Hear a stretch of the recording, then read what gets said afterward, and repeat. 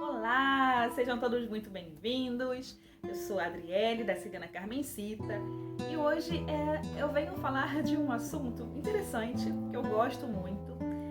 Esse vídeo ele é resultado de umas pesquisas que eu andei fazendo, só que eu ainda tenho alguns questionamentos e algumas dúvidas que não foram ainda sanadas. Ei, para vocês dois!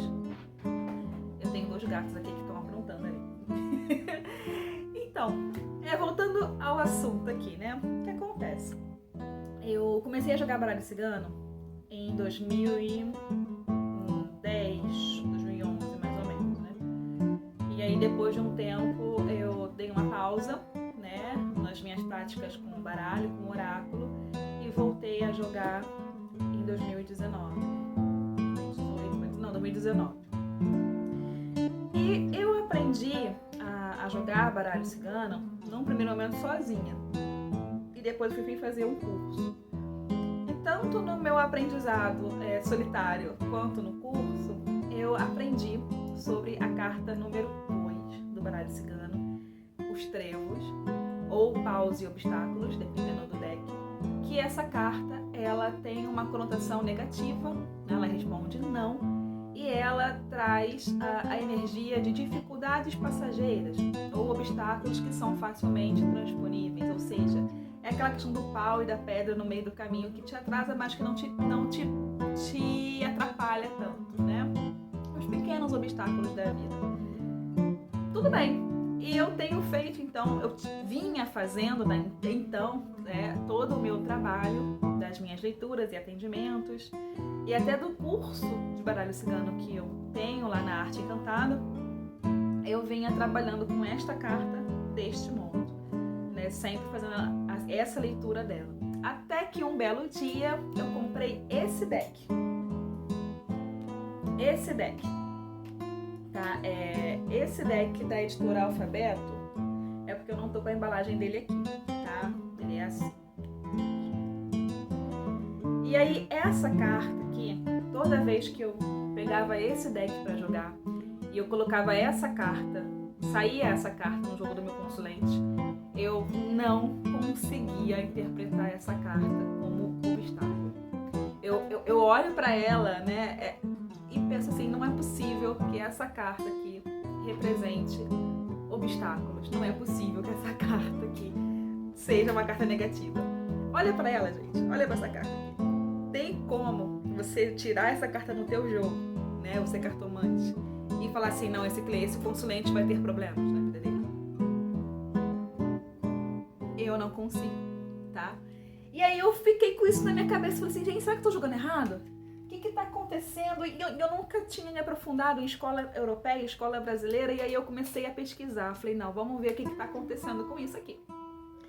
E aí nas minhas pesquisas, né, eu me deparei com pessoas que diziam que essa carta traz sorte e outras que diziam que não, que ela sempre vai ser obstáculos, não importa o quão fofinha ela seja no deck que você está jogando. E eu fiquei mais encucada ainda porque eu sou uma pessoa que eu não gosto muito de regras, tá? É um segredo nosso, meu e seu. Então, se alguém falar pra mim assim, você tem que fazer isso, eu olho pra pessoa assim, eu tenho agora, sabe o que você falou, não vou fazer. Não, mentira. Quer dizer, não é tão mentira assim. Então, a gente pula essa parte. Mas aí eu comecei a pesquisar. E aí eu vi uma pessoa, né, ensinando sobre essa carta, e ela falou o seguinte, não bem com essas palavras, mas mais ou menos assim.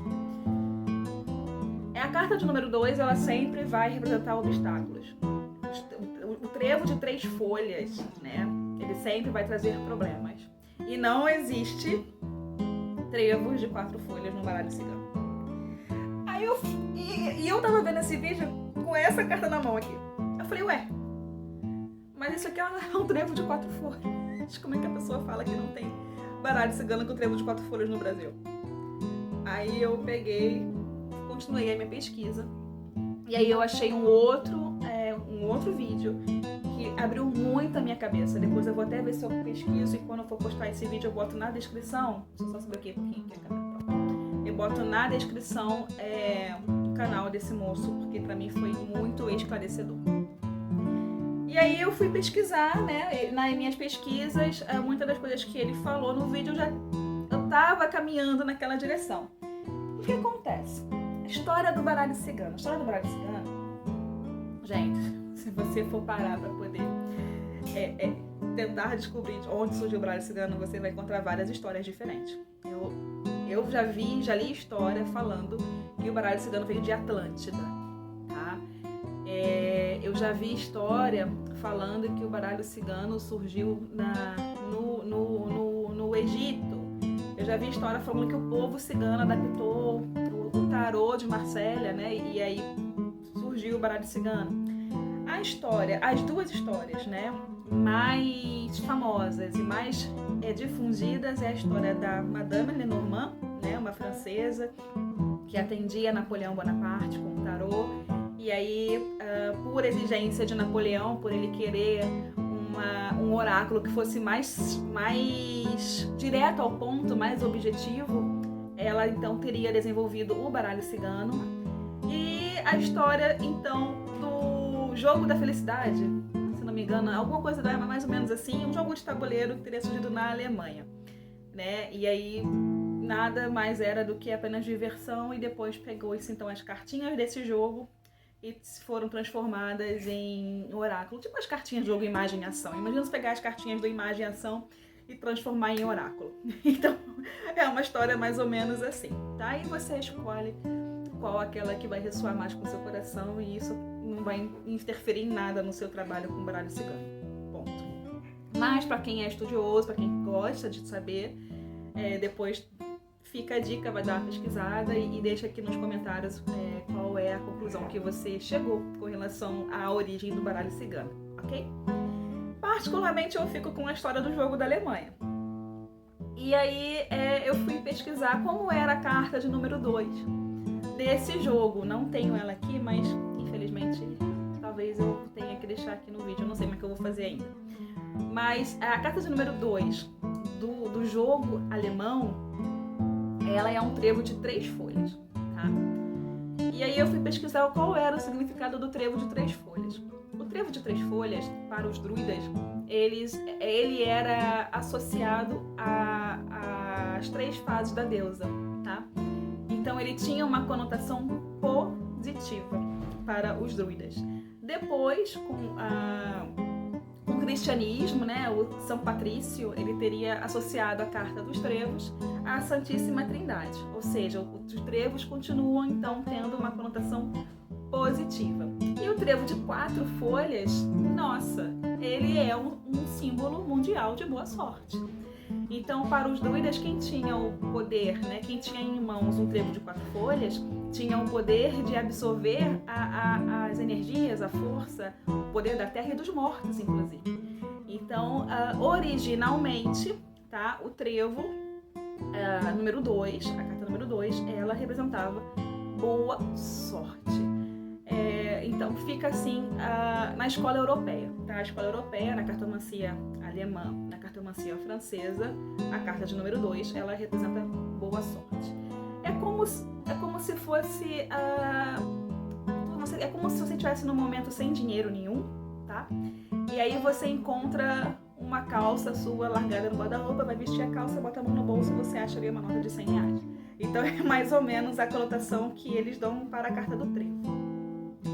E aí eu fiquei pensando, tá, como que aqui no Brasil a gente, né, a maioria dos cartomantes interpreta a carta dos trevos como paus e pedras ou obstáculos, né?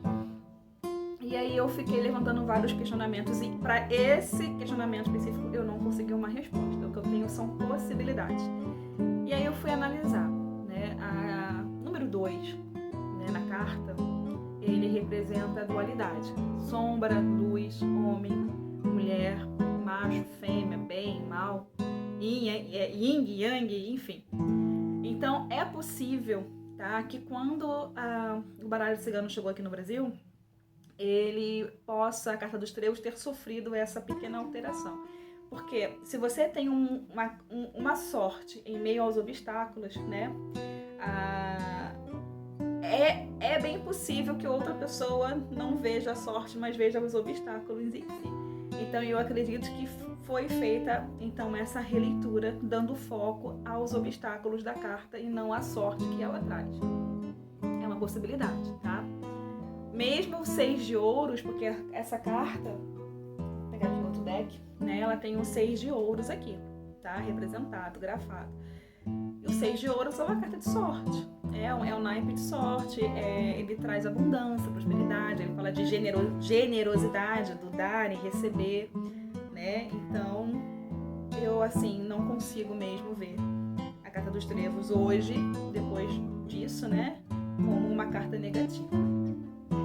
Mas e aí? Né? O que a gente faz, então? Como é que a gente vai saber se o jogo, a carta número 2, é uma carta positiva ou é uma carta negativa? Primeiro, a sua intuição, tá? Se você joga de acordo com a escola brasileira e a sua intuição concorda com isso, ótimo. Dá certo pra você, dá certo pro seu consulente, perfeito. Em time que tá ganhando, a gente não mexe. Agora, se você é assim como eu, é uma pessoa eclética, é uma pessoa que costuma questionar as coisas, e você prefere ver os trevos como um símbolo de boa sorte, ótimo também, tá? Tem gente que vai falar assim, não, você tem que escolher uma escola, ou você vai jogar de acordo com a escola brasileira, ou você vai jogar de acordo com a escola europeia. Eu prefiro jogar com as duas. Então, se eu tô certo ou errado, eu não sei, mas pra mim funciona, perfeito. Segundo ponto é o deck que você vai escolher, tá? Porque não existem apenas decks com a carta dos trevos de 3 folhas, como eu ouvi dizer no YouTube. Pelo contrário, você tem... Aqui eu tenho 4 tipos diferentes. Um trevo de 4 folhas. E aí você vai pegar essa carta aqui e vai jogar ela, né? Esse deck. Vai sair essa carta aqui. É claro que não estou excluindo o fato de que as outras cartas do jogo vão conversar e dialogar entre si. Então você pode ter aqui uma carta positiva que vai vir numa polaridade negativa de acordo com a influência dos outros arcanos do jogo, tá? E isso aí vale para qualquer carta do baralho cigano. Mas essa carta aqui sozinha, isolada, uma pergunta de sim ou não, por exemplo, se ele tirar essa carta aqui, pra mim ela vai responder sim, tá? Essa aqui do Ciro Marchetti, você vê que aqui tem vários trevos, mas se você for uma pessoa mais observadora, você vai ver que tem nuvens aqui atrás. E aí, de repente, você pode trazer a questão dos obstáculos para essa carta, das nuvens. Enfim, vai muito da sua interpretação. Essas duas aqui são bem neutras, tá? Essa aqui que é o da Carmencita, que fica ali no altar, tá? E essa daqui é o baralho de Santa Sara. Então, os trevos aqui nesse baralho também não diz nem que é negativo ou positivo, vai muito da escola que você segue ou da sua intuição na hora do jogo. Mas, se você for dar uma pesquisada, você vai ver que tem alguns decks que a carta número 2 não tem nem trevo, né? A carta do baralho da Carla Sidara, por exemplo, a carta de número 2 é os paus. Pronto. Na arte da carta você vê uma estrada com vários pedaços de tronco, vários pedaços de paus e varetas no meio do caminho. Então, se você for pegar esse deck para jogar, mesmo que você seja adepto da escola europeia e sair essa carta, como é que você vai dizer para o consulente que ele é uma boa sorte? Aí eu vou pegar o baralho da Cigana Carmencita. O baralho da Cigana Carmencita, a carta do número 2, ela não tem nem trevo nenhum. O nome da carta é a sorte. É um cigano, é um homem vestido de cigano, tem vários baús com moedas de ouro em volta, enfim. E aí eu vou jogar pro meu consulente e sai essa carta escrito a sorte. Como é que eu vou dizer pro meu consulente que aquela carta ali significou paus e pedras e obstáculos ou que ele vai ter algum problema? Então, assim, você tem que saber escolher o seu deck de acordo com a sua forma de trabalho, tá? Esse eu acho que é um dos pontos muito importantes para você que é cartomante ou que está iniciando na cartomancia. Agora, tem outros decks, como o Blue Macalin. Eu amo o Blue Macalin. Eu preciso comprar o Blue Macalin. Que tem as duas cartas, as duas opções, que você vai ter tanto a carta do trevo, como é grafado, como a arte que te leva para refletir sobre sorte. Um avião passou. Quanto você vai ter a carta de número 2 grafada como os obstáculos. O da Esmeralda também, tá? O baralho da Esmeralda também tem essa questão. Tem uma carta indicando sorte e uma carta indicando obstáculos, e você escolhe na hora de você for consagrar o seu baralho, né? Se for escolher um deck que tenha opções, você pode escolher uma, né? De acordo com a sua forma de leitura. Ou, se você for que nem eu, você pode deixar as duas cartas ali no teu deck, jogar com as duas e ver o que o universo vai dizer pro seu consulente, tá? Então, essas foram as impressões que eu tive com relação à carta de número 2. Aí você vai perguntar, Adriele, como é que você joga? Bom, como é eu, Adriele, jogo o baralho cigano? Se eu estiver jogando com esse deck aqui, a carta número 2 vai trazer sorte, tá? Se eu, por acaso, estiver jogando com um deck onde a carta de número 2 venha com um arquétipo, uma imagem, um símbolo de azar, como paus e pedras, pra mim ela vai ser um obstáculo, tá bom? Então, nunca é tarde pra gente rever nossos conceitos, nunca é tarde pra você mudar a sua forma de trabalhar, nunca é tarde pra você se adaptar, tá? Não estou dizendo que a tua forma de ler, se você lê como obstáculos, não estou dizendo que tá errado de maneira nenhuma. Se funciona pra você, se funciona pro seu consulente, continue assim, tá ótimo, perfeito, todo mundo fica feliz, tá? Mas não funciona mais pra mim, exceto se a própria lâmina vier trazendo essa conotação negativa. Eu espero que vocês tenham gostado desse conteúdo. Eu vou amar receber referências, tá? Referências de site, de livro, de qualquer outra coisa que traga um pouco mais de conhecimento com relação a esse tema, com relação às escolas, com a origem do baralho cigano, tá bom? Um grande beijo para todos e até o próximo vídeo.